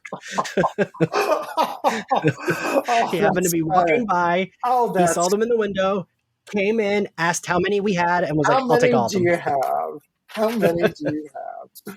Oh, that's funny. And it was funny because it was mostly straight people that worked there, but me and the other gay guy that were working knew it was him because he's very recognizable. And we were like, oh, holy shit, this is Marc Jacobs. And like no one else realized who it was. Yes, Marc Jacobs. Yes. Very talented person. Very, very talented man. But then when I noticed one other funny thing was, you know, the character, the demon Clem, his shirt came from Nordstrom. So, really? Yeah. It's like some kind of plaid shirt. It just came from Nordstrom, yeah. I thought, oh yeah, well, that kind of fits. You know, he's just kind of an everyday guy, except for he's a demon. But, right, yeah. And I would imagine, I was looking at the vampires. I think we just pulled, a lot of that from stock, what we had, for them. And I really wish I could have found Willow's little, the top that had the spangles in the V-neck. Mm-hmm. But I haven't found that yet. I may run onto it eventually, but I thought that looked so pretty on her. And then of course I just have to shout out Emma Caulfield. I mean, that girl. I knew you were gonna. Yeah, that girl. I mean, she just, she was a delight to work with and a delight to dress because she's so beautiful, of course. Like that blush colored top. That's not something that's like easy to wear. But on her, it was phenomenal. I just thought, wow, she looks fantastic. Every time I rewatch now and I like look at her and you're right. She always looks good. I always hear you in my head being like, oh, I love dressing her. Cause yes, I just feel like she always looks good in what you put her in. I did love dressing her and just fun. You could do fun things with her. And I know I have, like more to come about her later, but yeah, no, it was just a joy to dress her. And I looked at my notes too, as I was, watching the episode, and I would, write down, I'd write down, like Michelle Trachtenberg. Oh, doesn't that fit beautifully? Which, it was an outfit. What does she have on? A reddish turtleneck and low slung jeans is my little note here.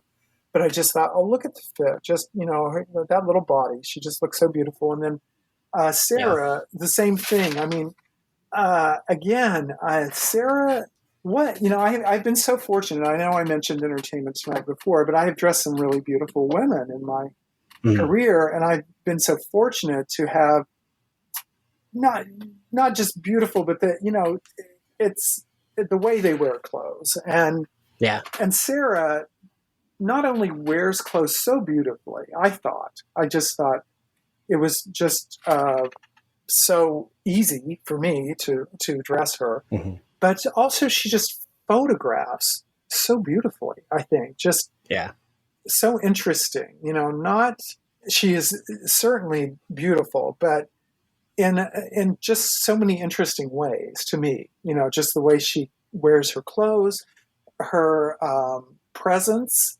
I just look at it and think, well, how fortunate I have been, and I can look at it now and look backwards and go, wow, it was good. It really was good work, I think. And I think about the production meetings that we would have, which I don't know if anybody ever talks about production meetings, but really long sessions where, the writers, the art director, everybody's at the meeting. And, and you take that yellow legal pad with you, and you can probably fill a whole yellow legal pad with notes from what you need to know from that production meeting. There's so many wonderfully creative people that you sit in a circle. It's kind of like sitting around a campfire. It's kind of funny. And I have vivid memories of those meetings. And sometimes they go on a little too long, I would think. I'd think, well, we don't need to ask that question. But it's because somebody would come up with There's always one, right? Exactly. I'd be like, okay, the meeting's almost over. And then I'm like, well, we don't need to know that. Come on. Ask that later. Because my thought was, I need to get out of this meeting and get to work because I see what I have to do. I've got to go buy this, buy that, and make this, make that, run this by this person, meet with that, special effects guy, the makeup person, how are you going to do this, that kind of thing. But yeah, those production meetings are just, somebody should do it like a video of those. I mean, if shows like this still exist, but yeah, I mean, it's basically like pulling together a feature film every week. I mean, that's what it was like. It was an incredible experience. And oh man! But I do enjoy looking at the shows and thinking, well, it holds up. It I mean, as far as some of the wardrobe, I'll think, well, that holds up. That still looks pretty good. It does, and I think the acting also, like the acting and the writing, is all still there. Yes, it is. It is. It is. It's wonderful. It's wonderful. And I'm very fortunate. And I'm fortunate to be here with you and all the fans. So thank you so much. Aw. That's true. Aw. That's true. Well, thank you for doing this. I always appreciate hearing your input on the episodes, and I appreciate you recording with us. Oh, I thank you so much. Bye. Talk to you next time, Matt. Okay, take care. Bye-bye. Okay, and so now we're going to give our favorite outfits. Ian, what's your favorite outfit? Now, is this from the episode specifically Yes. from... Okay. Buffy's work outfit as a counselor really reminds me of Cordelia in season 3. All right. Cordelia in season 3 is doing this preppy sweater around the neck kind of thing through the whole episode. She looks so professional and put together and all of that. And Buffy, and I love the connection they have as sort of Cordy used to be her shadow self. They have that symbolic connection. Before I was the Slayer, I don't want to say, I'll just say her name rhymes with Sporedelia. Like I love that connection. And so sort of visually, I was reminded of that. All right. Angelique? I'm going to go ahead and say, as someone who is currently wearing a pair of overalls with a shirt over it, I am always going to be Team Rona, although that sounds very weird, understanding the current social, economic, and health impacts of the word Rona. It is definitely that blend between that and sporty spice, as I would like to call it. With the striped socks and the black t-shirt and the plaid skirt, because why not? I mean, get you a girl who can do both. Yeah. Zachary? The outfits didn't really stand out to me this episode, but I did like Dawn's red shirt at the end. I had to do a double take because I wasn't sure if that was the one she wore in the body, because it looks like it, but it's got a little like flap thing, but I like that one. I think she's good there. I love Dawn's jacket that she wears when she's running through the high school. Like, I would wear that jacket now. So I liked that was my favorite outfit. Favorite scene, Angelique?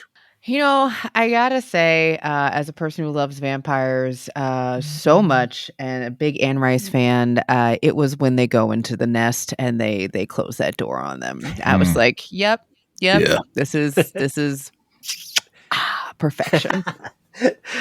Ian? The whole fight sequence and the way they intercut it has that the layer of her voiceover over the top of them fighting and then cutting back to the potentials fighting and all of that, I think is just expertly cut and very exciting. It was really well done. Zachary? When Willow does the spell and it hits Dawn and we think that she's the potential. Yeah. Oh, look, Zach, we have the that's my, like, that whole, like, what comes after that, and especially the, like, reference to, like, oh, remember the whole Summer's Blood, and Anya saying, yeah, I never got that. Like, all of that, my favorite scene. All right, what grade do we give the episode? Ian? I think it's a B. All right. Angelique? I would agree. I think it's a good solid B. Not a B plus, not a B minus, just a good solid B. Yeah. Zach? I'll take your B and I'll raise it a plus. I'm going to give it a B plus. You're all making me, I'm like rethinking. Don't be mean, Ian. Don't be a grump. I had C plus, but I might bump it up to a B now. I don't know. Nice average score. I'm like on the like median there. All right. Well, thank you all for joining us. Zachary, thank you for co-hosting your first Buffy episode of Slayerfest 98. Thank you for having me. And it was great talking to you, Ian and Angelique. Y'all are awesome. Thanks. It was a lot of fun. Yeah, you two are fantastic guests. Thank you for coming on. Ian, let everyone know where they can find you and find Passion of the Nerd. I think it's youtube.com/Passion of the Nerd. And Twitter is Ian Nittram, which is my last name spelled backwards, Ian Martin. I was wondering what that was. Yeah. Picking a username's tough. Right. Angelique, where can everyone find you? You can find me at Angelique Roche on the Twitters and Angelique Roche on the Instagrams, and AngeliqueRoche.com is my website. I make it very easy for everyone. Nice. Zachary, where can everyone find you and find My Bloody Judy? My Bloody Judy is on Slayerfest 98 podcasting platforms. YouTube.com/AZB bonus features. Yeah. And if you like the podcast, you can follow us at Slayerfest X98 on all social media platforms. You can support us on Patreon, where you can get access to me and Zachary do My Nudie Judy, a sex talk video series, my Harley Quinn coverage, and Firefly coverage. And really helps keep the podcast going, is much appreciated. And if you want to follow me, I am at ENX Carlos. Thank you all for listening. We'll see you next time. Bye. Bye. Bye.